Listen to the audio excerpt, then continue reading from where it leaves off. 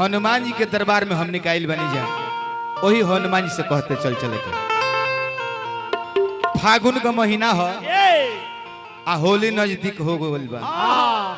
मुखिया जी बड़ी सुंदर यहाँ के कहनी देखे एगो यहाँ के मुखिया जी बानी कि कहनी है कि हनुमान जी के भजन होखे के चाहिए। मुखिया जी के दिन दुनो रात चौगुना बनो तो हनुमान जी से कहम के हे हनुमान जी कि जय जय वीर हनुमान।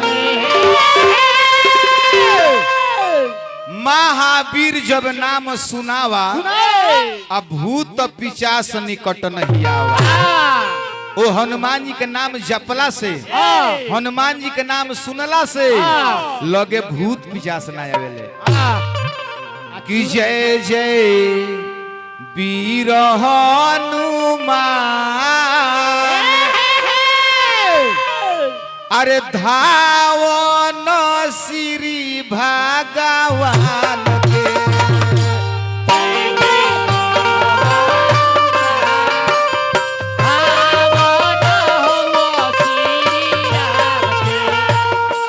जय जय वीर हनुमान धावन श्री भगवान के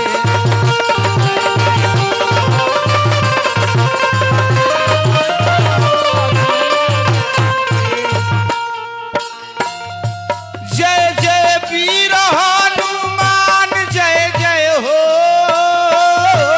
होली हो होली हो। जय जय वीर हनुमान जय जय वीर हनुमान धावन श्री भगवान के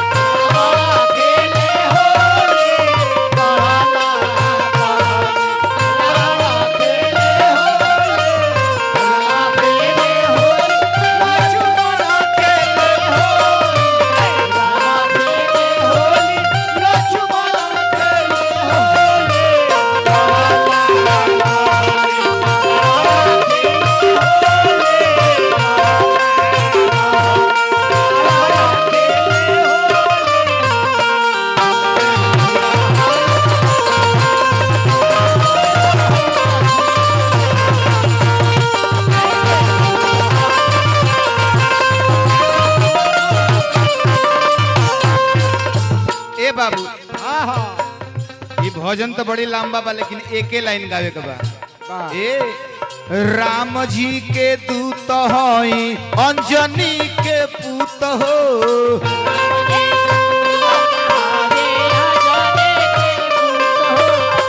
राम जी के दूत होई अंजनी के पूत हो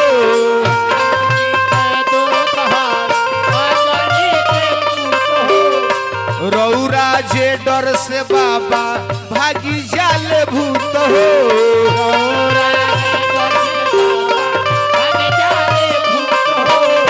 रौरा जे डर से बाबा भागी जाल भूत हो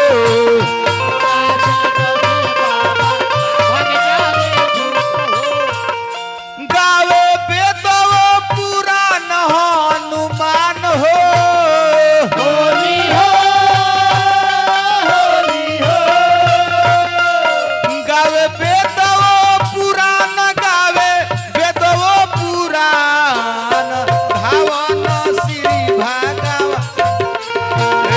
जय जय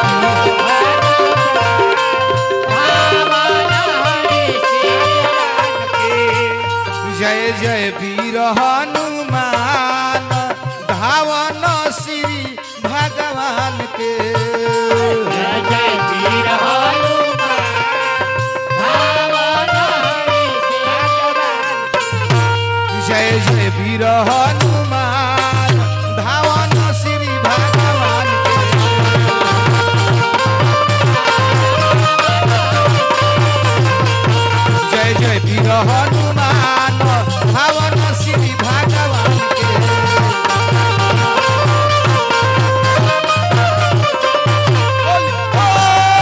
होली हो श्री भगवान धावन श्री भगवान के जय जय जय वीर हनुमान धावन श्री भगवान के जय वीर हनुमान धावन श्री भगवान के जय वीर हनुमान